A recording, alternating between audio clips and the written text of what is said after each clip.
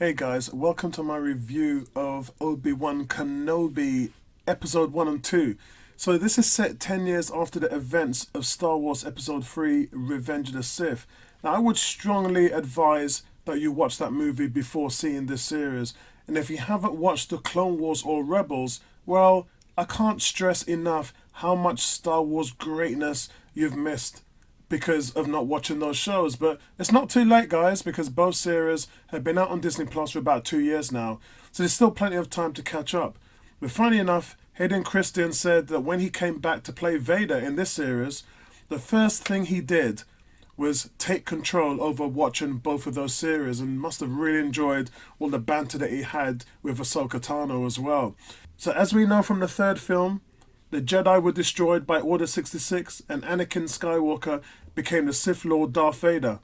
Yoda is hiding out on Dagobah, Bail Organa is watching over Leia, and Obi-Wan Kenobi is watching over Luke Skywalker on Tatooine. So this is where we pick everything up. He finds himself embarking on a kind of roller coaster adventure when Leia gets kidnapped, which turns out to be a plan from Reva, the third sister. So the antagonists are in Imperial Inquisitors. The Grand Inquisitor and his party make their live-action debut from Star Wars Rebels and Clone Wars. Reva, aka the third sister, the Grand Inquisitor, the fourth sister, and the fifth brother is who we see in this series. So this group is made up of former Jedi selected by Emperor Palpatine who survived Order 66 in exchange for serving him. They've been twisted by propaganda and the dark side of the Force and are tasked by Darth Vader to hunt down surviving Jedi like Obi-Wan. Failing to do so generally results in fatal punishment from the Sith Lords. Now, what I like about this series is, and I wasn't expecting this at all, I seeing Leia. And it was some of the most fun we've ever had with the character since Carrie Fisher passed away. Even at 10 years old, the young Leia is as bright and headstrong as her adult counterpart. She's got that mouth on her as well, guys. She can go 12 rounds with anybody that's willing to take her on. She's incredibly perceptive and able to read people very well. She's already strong in the Force at this point, and I think some of you guys could see that in this series. When Luke told her in Return of the Jedi that she was his sister, she never questioned it. Why? Because Leia already knew due to her feelings and awareness in the Force. You see, guys, Leia possessed many other natural talents in the Force which were non-combat related. She was an excellent marksman, very rarely ever even missing with a blaster, but she was a skilled tactician. She was able to use the Force to sense her brother's presence, confirming that he had survived the destruction of the second Death Star. And for those of you who are new to Star Wars, I'll explain even further. Leia was a master at one of the rarest Force abilities called battle meditation. It was a Force ability that considerably boosts the morale, stamina, and overall battle prowess of any army's ability while they're fighting, while at the same time reducing the opposition's combat effectiveness by eroding their will to fight. So you could see that Leia helped her brother defeat Palpatine through the use of this natural talent with battle meditation. At this time, Leia had very little Force training, and her ability to use such a powerful Force is indicative of her strength in the Force. Again, something we see in the newer films as well.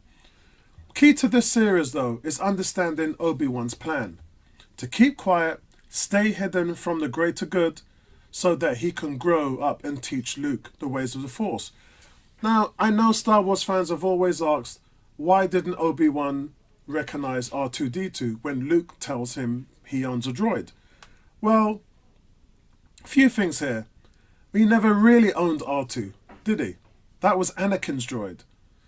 And then R2-D2 was given to Senator Organa after Order 66 and presumably still belongs to the Senator since he's been used by his adopted daughter, Princess Leia, in the events of When the New Hope starts. Remember, when she gets captured by Vader, she gives the message to R2-D2 to go and find Ben Kenobi. So Obi-Wan never actually really denies not knowing him. He just says he didn't own him.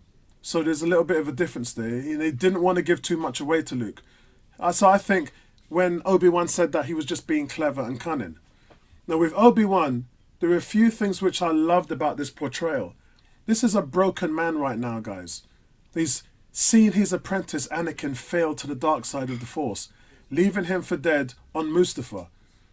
Feeling guilty for doing so, having to hide who he is by not helping others. This is a very traumatic moment in his life, and much closer to the Alec Guinness character than we've ever seen. Now, director Deborah Chow was intrigued by the idea that Obi-Wan still might care deeply for Anakin, despite his fall to the dark side. The look on his face when he's told that Anakin is still alive was of shock and horror, since he believed Anakin to be dead.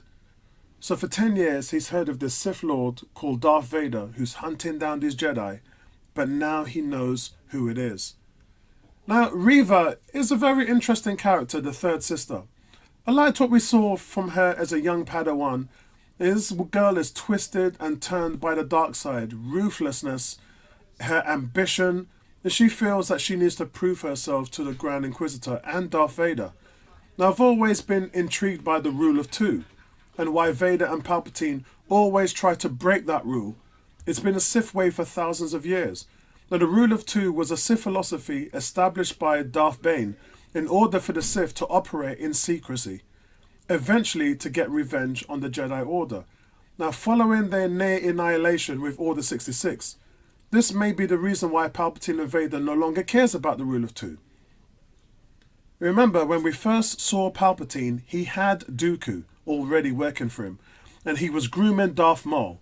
Then he turned to Anakin not long after. So he was always looking at ways to sort of break that rule. The rule mandated that only two Sith Lords could exist at any one time. A master to represent the power of the dark side force, and an apprentice to crave it and train under the master to one day fulfill their role. The Sith always eat their own. Sith have always killed Sith.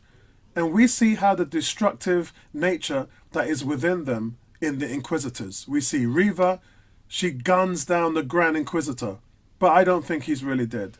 Simply because we know that he died at a later date in Star Wars Rebels with a fight against Kanan. So I think he's just kind of been hurt, being impaled with a lightsaber. But it was a move that shocked the fans and it confused them as well. Now Reva is more interested in finding Obi-Wan than she is in their current mission. In season 1 of The Mandalorian, Fennec Shand was shot in the torso and left for dead in the sands of Tatooine. But she was saved by Boba Fett, and Anakin was left for dead too. And he's still alive. So I think in Grand Inquisitor he'll be back, no doubt about that. Another thing I liked about the show was the conversation with Owen Lars, Anakin Skywalker's stepbrother, and Luke's step-uncle, who is skeptical of Obi-Wan's protection.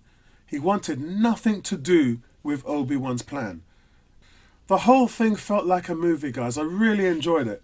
If this is what is released in the cinemas, I would have paid to go and see it in IMAX.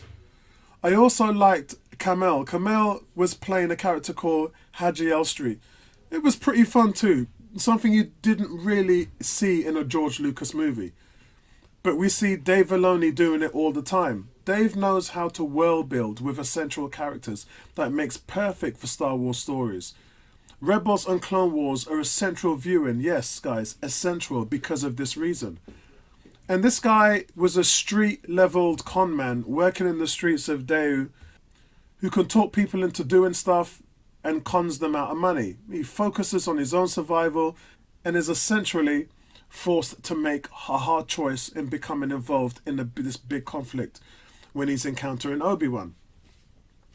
Now, Ewan McGregor's daughter, Esther Rose McGregor, she actually plays Tifa Grigg, the drug dealer you see Obi-Wan talking to on the streets of Daegu.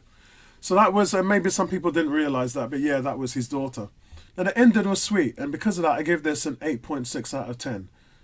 When Kenobi and Leia escape on a transport ship, because Obi-Wan was forced to use the Force by Leia, we saw elsewhere that Darth Vader awakens in the Bacta tank, aware of Obi-Wan's presence in the Force once again. And this is the reason why he shut himself off, hide and keep quiet, things like that. But one question you guys might have is, why does Reva hate Obi-Wan so much? So I think we need to talk about that a little. At the Jedi Temple, we see her running for her lives and then being executed by Order 66. But the Jedi failed to save most of the kids. And she's angry at Obi-Wan and the Jedi Council for not saving them. She may not hate Obi-Wan as much as she idolizes Darth Vader, because Vader craves vengeance for what his former master did. Maybe Obi-Wan can redeem her, save her, and bring Reva back to the light. Either that, or he ends up killing her in this series. But because Luke must be protected, guys, at all costs, it's really important for that decision to be played out. That's how I think this show might be played out. So look forward to her to get a role that could redeem her. Another thing, guys, we see Uncle Obi-Wan leave a toy ship for Luke. But it's not just a toy. Star Wars fans will remember this, as the model ship is actually a T-16 Skyhopper. And Luke will eventually own a real one in A New Hope, but we see him also play around with it when he meets Ben Kenobi for the first time. Another thing, guys, that you might have seen is Tamaru Morrison reappearing as a clone living on the streets. One of Jango Fett's clones who were falling on hard times. The Galactic Empire had chosen to use cheaper stormtroopers who were less effective at combat, we all agree, but cost nothing to produce. So rather than spend trillions in battle-ready clones, these clones died out quickly because they were designed to age at twice the rate of natural humans. Accelerating their growth made them ready for combat in a matter of 10 years. So whereas the stormtroopers that we see today are just normal people programmed from birth through regular exposure to state-of-the-art controlled propaganda. But that's it from me, guys. Listen, that's my review. Let me know what your thoughts are of episodes 1 and 2, and I'll speak to you guys in the next one. Peace out.